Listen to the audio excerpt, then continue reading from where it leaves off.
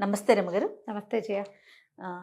రమగారు, పిల్లలు భయపడుతున్నా, దెయ్యాల సినిమాలు చూస్తున్నా, లేదంటే ఏదైనా ట్రావెల్ చేస్తున్నా వెంటనే జై హనుమాన్ అనుకోమంటాం. లేకపోతే హనుమాన్ చాలీసా చదువుకుంటే మంచిది, భయం పోతుందంటాం. భయం అనగానే హనుమాన్, ఇవి రెండు ఈక్వల్గా ఉంటాయి అన్నమాట కదండి.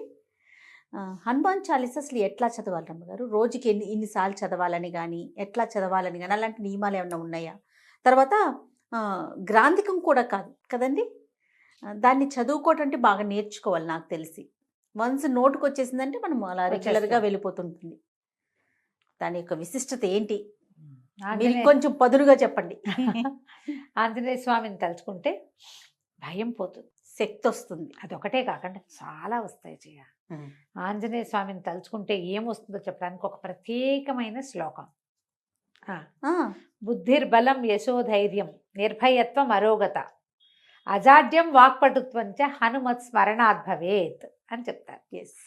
బుద్ధి బలం రెండును, యశోధైర్యం యశస్సు ధైర్యము, కీర్తి ధైర్యం, నిర్భయత్వం అరోగత భయం లేకపోవటము, జబ్బులు తగ్గిపోవటం, ఆరోగ్యత, అరోగత రోగం లేకపోవటం, అజాడ్యం వాక్పటుత్వంచ అజాడ్యం అంటే జడతో మందంగా బద్ధకంగా జడుగా ఉండటం.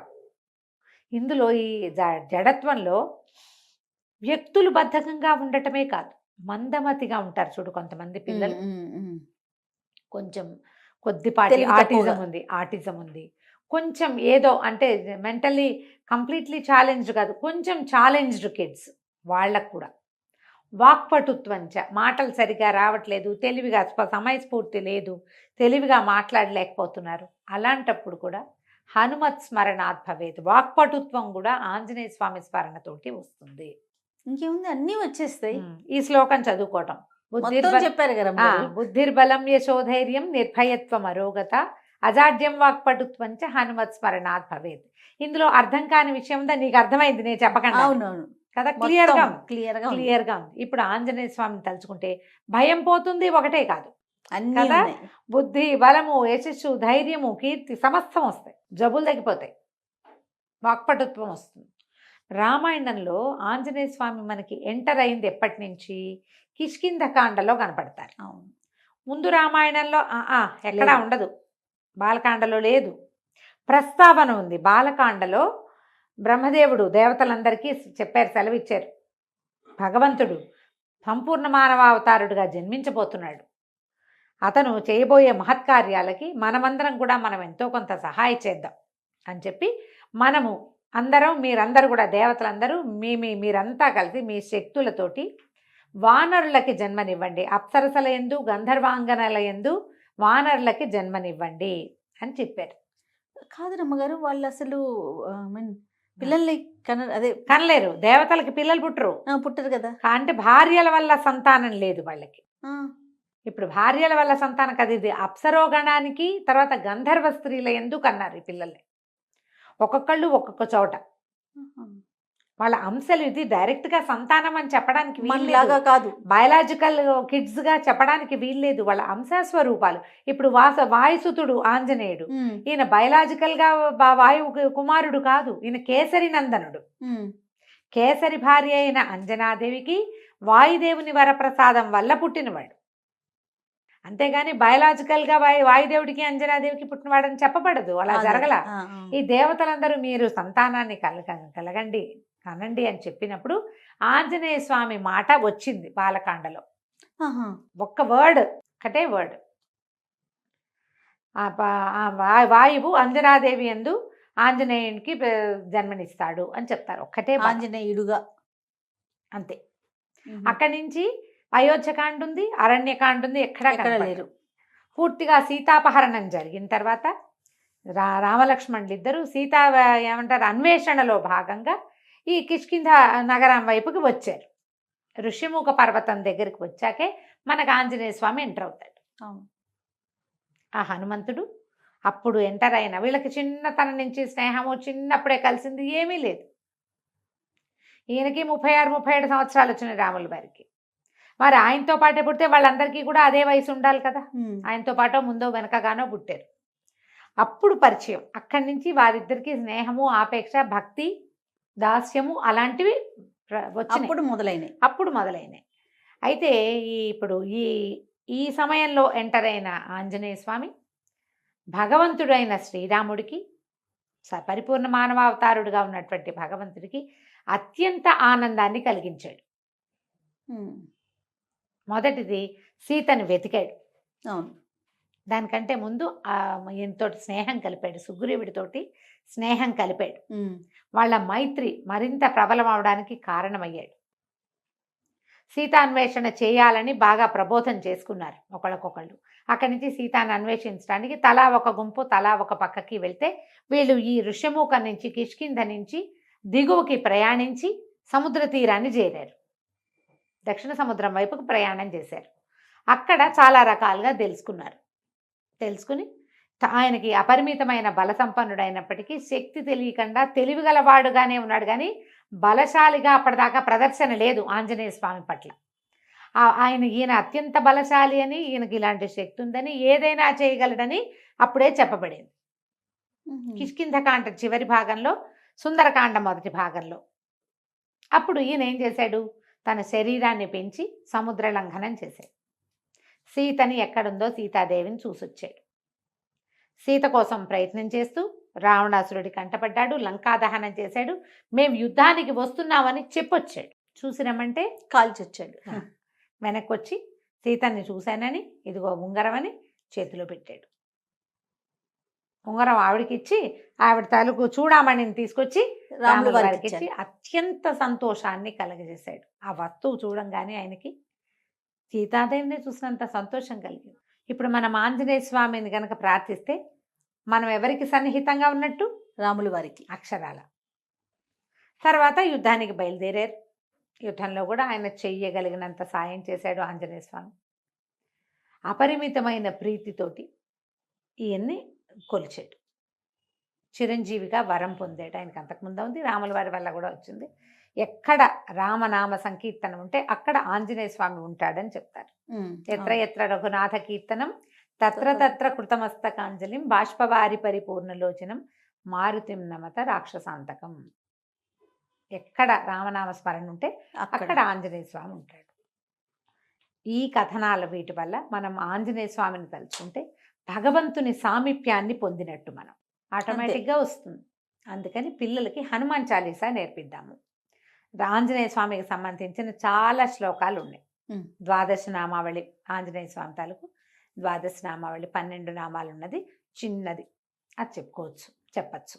అక్కడి నుంచి హనుమాన్ చాలీసా పెద్ద చాలీసా అనగానే 40 కదా. అయితే ఈ 40 శ్లోకాలు, దోహాలు అంటే చిన్న వాటి కదా, 4 లైన్లే. అవి కూడా సరిగా రాస్తే 2 లైన్లే వస్తాయి. తెలుగులోనూ చెప్పుకోవచ్చు. సంస్కృతం అంటే ఒరిజినల్ భాషలో తులసీదాస్ గారు రచించినటువంటి అవధి భాషలో ఉన్న హనుమాన్ చాలీసా అంటే డైరెక్ట్గా ఋషి ప్రోక్తం, ఋషి ఏం చెప్పారో అది. ఇప్పుడు వాల్మీకి మహాముని చెప్పిన రామాయణాన్ని ఋషి ఆయన తన కంటితో చూసి దాన్నంతా మనకు అందించారు. ఇప్పుడు ఆ వాక్యాలే మనం చదివితే అద్భుతమైన ప్రయోజనం లభిస్తుంది. అలాగే తర్వాత మన యుగంలో తులసీదాస్ గారు కూడా వాల్మీకి మహామునికి దగ్గర నుంచోగలిగిన స్థాయి కలిగిన ఋషితుల్యులు. ఆయన చెప్పినటువంటి హనుమాన్ చాలీసాని మనం అదే భాషలో చేస్తే చాలా మంచిది. ఆ భాష చెప్పలేకపోతాం, తప్పులు వస్తాయని చెప్తే తెలుగు భాషలో మనకి అవకాశం ఉంది, అది కూడా చెప్పుకోవచ్చు. హనుమాన్ చాలీసా సింపుల్గా వస్తుంది పిల్లలకి. ఏదైనా ట్యూన్లో నేర్పించుకోవటమే. 2 పద్యాలు చొప్పున, దోహాల చొప్పున చెప్పినా కూడా వచ్చేస్తాయి. అవును, రోజు చెప్తుంటే చక్కగా వస్తుంది. సాయంకాలం పూట పిల్లలకి చెప్పండి. పిల్లల్ని ఇదేంటంటే ఇదేదో చదివితే అదేదో వస్తుందని కాదు. ఇది చదివితే నీకు బాగుంటుంది, నీకు ధైర్యం వస్తుంది, నీకు బుద్ధి వస్తుంది, నీకు జ్ఞానం వస్తుంది, నీకు అనారోగ్యం తగ్గుతుంది, నువ్వు ధైర్యంగా ఉంటావు, నీకు ఎవరో ఒకళ్ళ సహాయం లభిస్తుంది. అసలు సహాయమే అవసరం లేని అసహాయ సూర్యుడిగా నువ్వు ఉండొచ్చు. ఆంజనేయ స్వామికి ఎవరు సహాయం చేశారు? లక్ష్మణ స్వామిని బతికించడానికి ఈయన ఏం చేశాడు? సంజీవ పర్వతానికి పరిగెత్తుకుంటూ వెళ్ళాడు. అవును, ఆయన ఒక్కడే తెచ్చాడు. ఎవరు సహాయం చేశారు? ఎవరు చేయలేదుగా. అసహాయ సూర్యుడిగా అవుతారు అని చెప్పి నేర్పించి దాన్ని మెల్లిగా రోజువారీకి చదవటంలో పెట్టండి. దీనికి ప్రారంభం ఏంటంటే తల్లిదండ్రికి వచ్చి ఉండాలమ్మా. అది పిల్లాడికి ఇప్పుడు నాబోటి పెద్దమ్మతోటి నేర్పించడం గొప్ప కాదు. నువ్వు కూడా నేర్చుకో, నువ్వు కూడా చదువు. శనివారమో మంగళవారమో చదవటం, గుళ్ళోకి తీసుకెళ్తే గుళ్ళో నాన్న హనుమాన్ చాలీసా చెప్పుకో అని చాలీసా చెప్పిచ్చేసేయాలి పిల్లలతోటి. ఇది మనం 3వ ఏటి నుంచి మొదలు పెట్టచ్చు. మా పిల్లలకి నేను అట్లా చెప్పాను చేయాలి. తొందరగా మాటలు వచ్చినాయి, ఈజీగా. మాకు ఎంఎస్ సుబ్బలక్ష్మిని ఫాలో అయ్యే అలవాటు ఉంది. ఎంఎస్ సుబ్బలక్ష్మి గారి చాలా బాగుంటుంది. మధ్యలో రామలక్ష్మణి జానకి జయబోలో హనుమానికి అని వస్తుంది. ప్రతి కొన్ని శ్లోకాల తర్వాత అది వస్తుంది అనమాట. అది వినడం మొదలుపెట్టి అది నేర్చుకున్నాను. నేను ఒట్టిగా విడిగా చదువుకోవటం కూడా నేర్పించాను. ఎవరు పిల్లలు కాసేపు కూర్చున్నా వాడికి ఒకటి చెప్తాను నేను. అందులో ఏదో ఒకటి చెప్పచ్చు కదా.